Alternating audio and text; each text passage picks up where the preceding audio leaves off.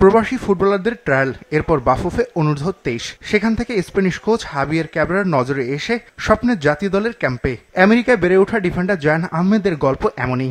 Hong Kong চায়নার বিপক্ষে Asian cup বাছাইয়ের ম্যাচের জন্য শুরু হওয়া জাতীয় দলের অনুশীলনের প্রথম দিনের মধ্যমণি তিনি। বাংলায় এখন মাস আশ্বিন, তবু রাজধানী ঢাকায় দুপুর থেকে বৃষ্টি, যা বেড়েছে বিকেলে। এরই মধ্যে 22 খেলোয়াড় নিয়ে 30 মিনিটের মতো অনুশীলন সেরেছেন কোচ। মঙ্গলবার সকালে ক্যাম্পে যোগ দিয়েছেন ইতালির চতুর্থ বিভাগে খেলা ফাহমিদুল ইসলাম, ইংল্যান্ডের লেস্টার সিটিতে খেলা হামজা চৌধুরী 6 অক্টোবর, আর কানাডান লিগে খেলা সমিত সোম 7 অক্টোবর দলের সঙ্গে যোগ দেওয়ার কথা আছে।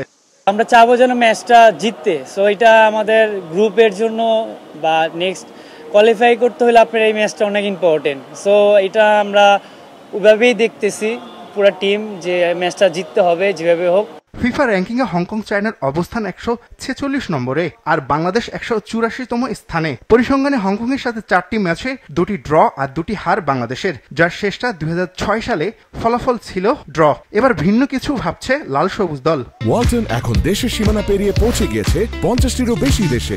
ওয়ালটন, ঘরে ঘরে বিশ্বজুড়ে। হংকংয়ের সাথে আমরা দীর্ঘদিন কোনো ম্যাচ খেলি নাই, তো ওই হিসেবে আমাদের ওনাদের যে বিগত লাস্ট যে ম্যাচগুলো আছে, তো ওই ম্যাচগুলো দেখে আমাদের প্রিপারেশন আমরা নিচ্ছি, যেহেতু আমরা পরপর 2টা ম্যাচ খেলবো, তো home match is very important. তো আমরা চেষ্টা করব 2 ম্যাচই যাতে আমাদের পক্ষে থাকে। আগামী 9 অক্টোবর রাত 8টায় জাতীয় স্টেডিয়ামে হংকং চায়নার বিপক্ষে বাংলাদেশ হোম ম্যাচ। 14 অক্টোবর হবে দুই দলের অ্যাওয়ে লড়াই।